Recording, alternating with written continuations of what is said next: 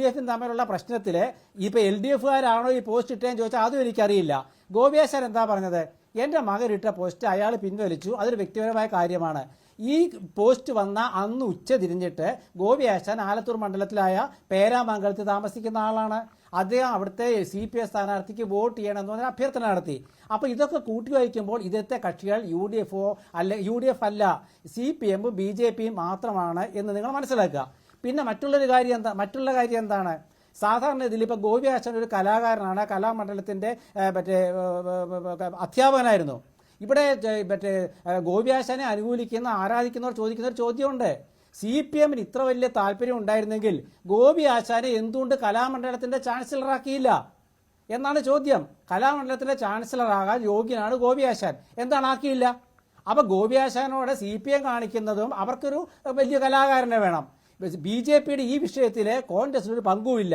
ഇനിയിപ്പോൾ സുരേഷ് ഗോപിയുമായ ബന്ധത്തിൽ ആരാണ് ഉത്തരവാദി? അദ്ദേഹത്തിന്റെ മകനിട്ട പോസ്റ്റല്ലേ ചർച്ചയായത്. അപ്പോൾ ഒരു വീട്ടിലത്തെ അദ്ദേഹത്തിന്റെ പുത്രനിട്ട ഒരു ഇതാണ് ചർച്ചയാകുന്നത്. അത് സ്വാഭാവികമായിട്ടും തെരഞ്ഞെടുപ്പ് കാലത്ത് ചർച്ചയാകും. സുരേഷ് ഗോപി എന്ന വ്യക്തിയെക്കുറിച്ച് ഇവിടെ ചർച്ച ചെയ്യുന്ന എന്തുകൊണ്ടാണ്? തെരഞ്ഞെടുപ്പ് കാലത്ത് അദ്ദേഹം BJPയുടെ സ്ഥാനാർത്ഥിയായതുകൊണ്ടാണ്. സുരേഷ് ഗോപി എന്ന സിനിമാ നടനെ ആരാധിക്കാത്ത ആരും ഈ നാട്ടിലില്ല. പക്ഷേ സുരേഷ് ഗോപി എന്ന BJP സ്ഥാനാർത്ഥിയെ വിമർശിക്കും. കാരണം അദ്ദേഹം പ്രതിനിധാനം ചെയ്യുന്ന രാഷ്ട്രീയ ആശയത്തെ എതിർക്കുന്ന രണ്ട് മുന്നണികളാണ് ഇവിടെ ഉള്ളത്. കുറ്റപ്പെടുത്തേണ്ട ആവശ്യമില്ല എന്ന ശ്രീകുമാറിന്റെ നിരീക്ഷണം എങ്ങനെ മറുപടി നൽകുന്നു താങ്കൾ? ശ്രീ അനിലക്കരയ്ക്ക് കോൺഗ്രസുമായി ബന്ധമില്ല. ഉദാഹരണ സഹിതമാണ് പറഞ്ഞത്. ശരി, കേൾക്കൂ, അനിലക്കരയുടെ കാര്യം പറയുന്നുണ്ട്. ശ്രീ അനിലക്കര കോൺഗ്രസിന്റെ ആരുമല്ല എങ്കിൽ ശ്രീകുമാർ പറഞ്ഞിരിക്കുന്നത് 100% ശരിയാണ് എന്നുള്ളതാണ് എൻ്റെ അഭിപ്രായം. കാരണം ഇതിനെ ആംപ്ലിഫൈ ചെയ്യുന്ന ആരാണ്? 5 മാർച്ചിന് അനിലക്കര ഫേസ്ബുക്കിൽ ഇട്ടിരിക്കുന്ന പോസ്റ്റ് മാതാവിന് കൈക്കൂലിയോ ഗോപിയെ എന്നാണ് പോസ്റ്റ്. 4 മാർച്ച് സുരേഷ് ഗോപി നടത്തേണ്ടത് റോഡ് ഷോ അല്ല, തൃശ്ശൂരിലെത്തിയാൽ ആദ്യം ചെയ്യേണ്ടത് ട്രെയിൻ ഇറങ്ങി മുട്ടിലിഴഞ്ഞ് ലൂർദിന് മുന്നിൽ മുട്ടിപ്പായി പാപം ഏറ്റുപറയണം. കാരണം അത്ര വലിയ തട്ടിപ്പാണ് ഇയാൾ ചെയ്തിട്ടുള്ളത്. കോൺഗ്രസ് ഇദ്ദേഹത്തെ ഡിസോൺ ചെയ്യുന്നുണ്ടോ ശ്രീകുമാർ? എങ്കിൽ എന്ത് തട്ടിപ്പാണ് ഇവിടെ തെളിവായിരിക്കുന്നത്?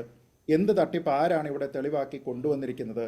എങ്കിൽ ഈ കാര്യത്തിൽ കോൺഗ്രസിന് അക്കൗണ്ടബിലിറ്റി ഉണ്ടോ ഇല്ലയോ? ഇതാണ് ചോദ്യം. അതിനപ്പുറത്തേക്ക് മാർച്ച് 2-ാം തീയതി ഇത് ചെമ്പല്ല, ഇത് തൃശ്ശൂരിൻ്റെ പെരുമ, പാപ്പയ്ക്ക് TN സമ്മാനിച്ചത് തൃശ്ശൂരിൻ്റെ പെരുമ എന്ന് പറഞ്ഞുകൊണ്ട് ഈ ചിത്രം, ഇതിലെന്താണ്, മാർപ്പാപ്പയുടെ അടുത്ത് TN പ്രതാപൻ നിന്നുകൊണ്ട് ഒരു നെറ്റിപ്പട്ടമോ മറ്റോ കൊടുക്കുന്ന ചിത്രമാണ്. എന്ന് വെച്ച് കഴിഞ്ഞാൽ നമ്മൾ എന്താണ് ഇതിൽ നിന്ന് മനസ്സിലാക്കേണ്ടത്? സുരേഷ് ഗോപി കൊടുക്കുന്ന നേർച്ചകളെല്ലാം തട്ടിപ്പാവുകയും എന്നാൽ മറ്റുള്ള കോൺഗ്രസിൻ്റെ ആൾ കൊടുത്തിരിക്കുന്ന നേർച്ചകളെല്ലാം തന്നെ ജെനുവിനാവുകയും. മറ്റൊരു വിഷയമുണ്ട്. അദ്ദേഹം മറ്റൊരു പോസ്റ്റിൽ 2 മാർച്ചിന് തന്നെ ചോദിച്ചിരിക്കുകയാണ്, ലൂർദിൽ സമർപ്പിച്ച കിരീടം സ്വർണമോ മുക്കോ? പറയണം, പറഞ്ഞേ പറ്റൂ. അടുത്തത്, തങ്കക്കിരീടം തങ്കം തന്നെ അല്ലേ? മറുപടി ഈ പൊന്നിൻ്റെ പണിക്കാരൻ പറയണം. ഇത് നിരന്തരമായിട്ട് വന്നുകൊണ്ടിരിക്കുകയാണ്. അനിലക്കരയുടെ പോസ്റ്റ് കോൺഗ്രസ്സുകാരും കാണുന്നില്ലേ?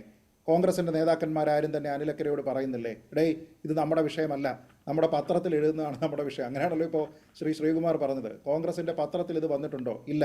അപ്പോൾ പിന്നെ ഇത് നമ്മുടെ വിഷയമല്ല, നിങ്ങൾ ഇതിനെപ്പറ്റി അഭിപ്രായം പറയേണ്ട, ഏതെങ്കിലും കൗൺസിലർമാർ പറഞ്ഞോട്ടെ, അല്ലെങ്കിൽ പള്ളിയുടെ ഇടവക അത് തീരുമാനിച്ചോട്ടെ, നമുക്കിത് പറയണ്ട എന്ന് പറയണം. ഞാൻ ചോദിക്കുന്നത്, മുട്ടിൽ ഇഴഞ്ഞ് ചെന്ന് ലൂർദ് മാതാവിൻ്റെ മുന്നിൽ നിന്ന് മുട്ടിപ്പായി മാപ്പ് പറയണം എന്ന് പറഞ്ഞിരിക്കുന്നത് അത്രയും വലിയ തട്ടിപ്പ് നടത്തിയിരിക്കുന്നുവെന്നാണ്. ശ്രീകുമാർ ഇവിടെ പറയണം, കോൺഗ്രസിൻ്റെ ഒരു പ്രധാനപ്പെട്ട നേതാവിന് ബോധ്യമായിരിക്കുന്ന ആ തട്ടിപ്പ് എന്താണ്? അപ്പോൾ ഇതിൽ ഒന്നുകിൽ അനിലക്കരയോട് കോൺഗ്രസ്സുകാർ പറയണം, മിണ്ടാതിരിക്കണം. അതല്ല എങ്കിൽ ടു സിൻ ബൈ സൈലൻസ് എന്നേ മനസ്സിലാവുകയുള്ളൂ. ശ്രീകുമാർ മറുപടി.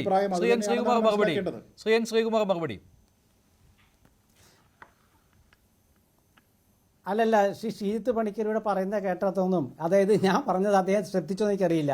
ഇത് വിവാദമാകുമ്പോൾ ചർച്ചയാകുന്ന ഞാൻ പറഞ്ഞിരുന്നു. ഇത് വിവാദമായപ്പോഴാണ് ചർച്ചയായത്. എങ്ങനെ വിവാദമായി? ഞാൻ പറഞ്ഞില്ലേ, ഈ കിരീടം കൊടുത്തതും ഒരു ചാനലിന്റെ ക്യാമറാമാനെ തട്ടിയിട്ടെന്ന് പറഞ്ഞതും കോൺഗ്രസ് ആണ്. എന്താ സംശയം? കൗൺസിലർ ഇടവകയിലുള്ള ആളാണ്. അനിലക്കര ഇതിന് പ്രചാരണം കൊടുത്തതിനെ കുറിച്ചാണ് ഇവിടെ.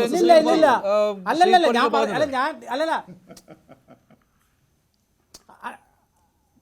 ഞാൻ പറയട്ടെ, അതായത് കോൺഗ്രസ് നേതാക്കൾ ഇക്കാര്യത്തിൽ പ്രതികരിച്ചത് എപ്പോഴാണ്? ഇത് വിവാദമായ ശേഷമാണ്. കോൺഗ്രസിന്റെ കൗൺസിലർ നിങ്ങൾ മനസ്സിലാക്കുക, ഒരാൾ ഒരു പള്ളിയിൽ ഒരു കാര്യം കൊണ്ടു കൊടുക്കുമ്പോൾ അത് ആദ്യം എടുത്തുപിടിച്ച കോൺഗ്രസ് അല്ല. ഇത് വിവാദമാകുമ്പോൾ തീർച്ചയായിട്ടും ഒരു തിരഞ്ഞെടുപ്പിൽ അത് രാഷ്ട്രീയ നേതാക്കൾ ചർച്ചയാക്കും, തർക്കമില്ലാത്ത കാര്യമാണ്. പക്ഷെ ഇതല്ല വിഷയം. കോൺഗ്രസിന്റെ പ്രമുഖമായ വിഷയം ഇതായിരുന്നില്ല. വിവാദമായപ്പോൾ ചർച്ചയായി. ഇപ്പൊ ദാ ഗോപി ആശാന്റെ എങ്ങനെയാ ചർച്ചയായത്? വിവാദമായപ്പോഴല്ലേ. കോൺഗ്രസിന് എന്തായിരുന്നു അതിൽ ബന്ധം എന്നാ ഞാൻ ചോദിച്ചത്.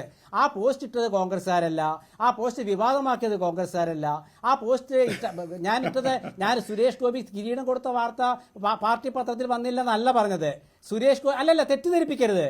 സുരേഷ് ഗോപി കിരീടം കൊടുത്ത വാർത്ത വന്നില്ലെന്നല്ല പറഞ്ഞത്. ഗോപി ആശാന്റെ ഫേസ്ബുക്ക് പോസ്റ്റിന്റെ കാര്യമാണ് പറഞ്ഞത്.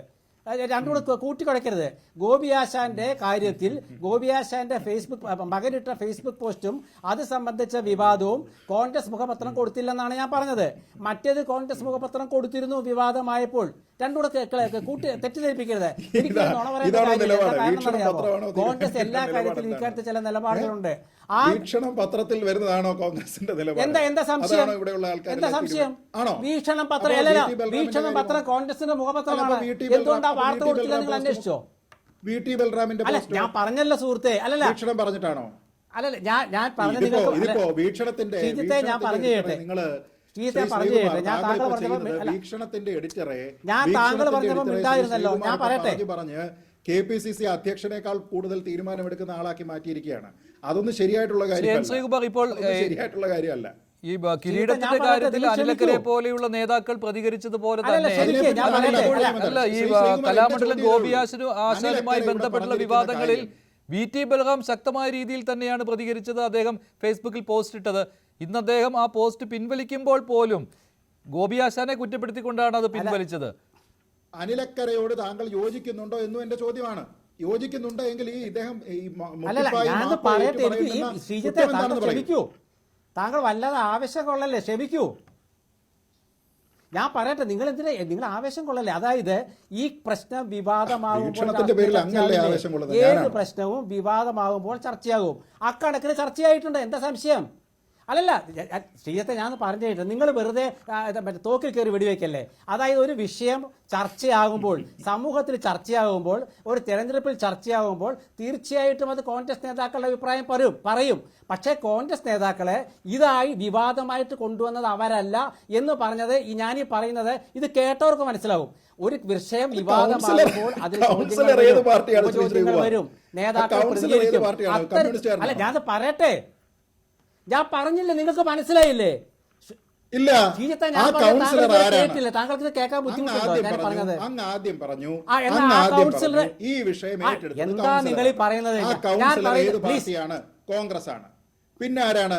അനിലക്കരയാണ്. അല്ലല്ല, എന്താ നിങ്ങൾ ഈ പറയുന്നത്? നിങ്ങൾ പറഞ്ഞ തെറ്റിദ്ധരിപ്പിക്കല.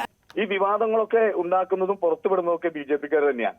അവനിശ്ശേരി പള്ളിയുമായി ബന്ധപ്പെട്ട വിഷയത്തിൽ എത്രയോ ദിവസങ്ങൾക്ക് മുമ്പാണ് ആ പള്ളിയിലെ അച്ഛൻ മണിപ്പൂരുമായി ബന്ധപ്പെട്ട് വിവാദം പറഞ്ഞത്. ഞങ്ങളതൊരു വലിയ വർഗീയ വിവാദത്തിലേക്ക് പോകണ്ടെന്ന് വിചാരിച്ച് ഞങ്ങൾ ഫോളോ ചെയ്തിരുന്ന ആളുകളാണ്. ഇന്നത് വലിയ വിവാദമായി. അത് BJPക്കാർ തന്നെ കൊടുത്താണ്. അങ്ങനെ ഈ സുരേഷ് ഗോപിക്ക് ഈ എല്ലാ പണിയും പണിയുന്നത് BJPക്കാരാണ്. അപ്പോൾ ഈ കലാമണ്ഡലം ഗോപി ആശാനുമായി ബന്ധപ്പെട്ടുള്ള കാര്യത്തിലോ അതിലും BJPക്ക് പങ്കുണ്ടോ? അല്ല, അത് സ്വാഭാവികല്ലേ. ഒരു ആളെ വിളിച്ചിട്ട് പത്മഭൂഷൺ കൊടുക്കാം എന്നൊക്കെ കോമൺ സെൻസ് ഉള്ള ആരെങ്കിലും പറയുമോ? അതൊക്കെ ഇതുമായി ബന്ധപ്പെട്ട, അല്ലെങ്കിൽ സുരേന്ദ്രൻ വന്നിട്ട് ഇവിടെ വന്ന് വടകരയും തൃശ്ശൂരും ഞങ്ങളുടെ സ്ഥാനാർത്ഥികൾ ജയിക്കില്ല എന്ന് എന്തുറപ്പിന്റെ അടിസ്ഥാനത്തിലാണ് പറയുന്നത്? അത് ഞങ്ങളെ പ്രകോപിതരൊക്കെയാണ്, ഞങ്ങളെ മാശ് കൂട്ടുകയാണ്. എന്തെങ്കിലും കുറവ് ഞങ്ങളുടെ ഭാഗത്തുണ്ടെങ്കിൽ അത് ക്ലിയർ ചെയ്തോട്ടെ എന്ന് പറയുമ്പോൾ അത് സുരേഷ് ഗോപിയെ പരാജയപ്പെടുത്താൻ BJPക്കാർ തന്നെ ഇറങ്ങി. ഞങ്ങളുടെ ആവശ്യം അതിനകത്തുണ്ടെന്ന് എനിക്ക് തോന്നുന്നില്ല. ശരി, താങ്കൾ ഒന്ന് ദയവായി ടെലിഫോൺ ലൈനിൽ തുടരുക. ശ്രീ പണിക്കർ, ഇതാണ് ശ്രീ അനിൽ അക്കരയുടെ വാദം. അദ്ദേഹത്തെക്കുറിച്ച് ഇവിടെ പരാമർശം വന്നതുകൊണ്ടാണ് ഞാൻ അദ്ദേഹത്തെ ടെലിഫോൺ ലൈനിൽ വിളിച്ചത്. തീർച്ചയായും അത് നന്നായി എന്നുള്ളതാണ് എൻ്റെ അഭിപ്രായം. നോക്കൂ, ശ്രീ അനിൽ അക്കര ഇവിടെ വളരെ വീറോടും വാശിയോടും കൂടി ഈ ലൂർദ് മാതാവിന് സമർപ്പിക്കപ്പെട്ട കിരീടവുമായി ബന്ധപ്പെട്ട് ഒരു സീരീസ് ഓഫ് ഫേസ്ബുക്ക് പോസ്റ്റുകൾ ഇട്ടയാളാണ്. എന്നിട്ടിപ്പോൾ ആ ചോദ്യം അദ്ദേഹത്തിന് നേരെ വരുന്ന സമയത്ത് അദ്ദേഹം എത്ര തന്ത്രപരമായിട്ടാണ് അതിൽ നിന്ന് ഒഴിഞ്ഞു മാറുന്നതെന്ന് ആലോചിച്ച് നോക്കൂ. വ്യക്തിപരമായിട്ട് സുരേഷ് ഗോപിയെ യാതൊരു വിധത്തിലും ആക്രമിക്കാനായിട്ട് ഞങ്ങൾ നോക്കുന്നില്ല. ആ വിവാദം അവസാനിച്ചു എന്നാണ് പറയുന്നത്. എങ്ങനെയാണ് ആ വിവാദം അവസാനിക്കുന്നത്? വ്യക്തിപരമായിട്ട് ആക്രമിച്ചതല്ല എങ്കിൽ സുരേഷ് ഗോപി ഇനി തൃശ്ശൂരിൽ ഇറങ്ങുന്ന സമയത്ത് മുട്ടിലിഴഞ്ഞു പോയതിന് ശേഷം ലൂർദ് മാതാവിൻ്റെ മുന്നിൽ പോയി അവിടെ മാപ്പ് പറയണം. കാരണം ഏറ്റവും വലിയ തട്ടിപ്പാണ് ഈ മനുഷ്യൻ ചെയ്തിരിക്കുന്നത് എന്നാണ് പറഞ്ഞത്. ഒരു പൊതുപ്രവർത്തകന് മുൻപ് ഒരു MLA ആയിരുന്ന വളരെ അക്കൗണ്ടബിലിറ്റി ഉള്ള ഒരു പൊതുപ്രവർത്തകനാണ് ശ്രീ അനിൽ അക്കര. അദ്ദേഹത്തിൻ്റെ ലൈഫ് മിഷനുമായി ബന്ധപ്പെട്ട പോരാട്ടങ്ങളെല്ലാം ആദരിക്കുന്ന ഒരാൾ കൂടിയാണ് ഞാൻ. പക്ഷേ ഇത്രത്തോളം തരം താണ രീതിയിലത്തേക്ക് ഒരു രാഷ്ട്രീയ ആരോപണം ഉന്നയിച്ച് അത് വ്യക്തിപരമായി അദ്ദേഹം ഒരു തട്ടിപ്പ് നടത്തിയിരിക്കുന്നു എന്ന് സമർത്ഥിക്കാൻ അദ്ദേഹം ഇവിടെ ശ്രമിച്ചിരിക്കുകയാണ്. അപ്പോൾ അത് വ്യക്തിപരമായിട്ടൊന്നുമില്ല, ആ വിഷയം ഇനി നമ്മൾ ചർച്ച ചെയ്യേണ്ടതല്ല എങ്കിൽ അതിൽ ഖേദം പ്രകടിപ്പിക്കുകയെങ്കിലും അദ്ദേഹം ചുരുങ്ങിയ പക്ഷം ചെയ്യേണ്ടതാണ്. അത് അദ്ദേഹം ചെയ്തിട്ടില്ല.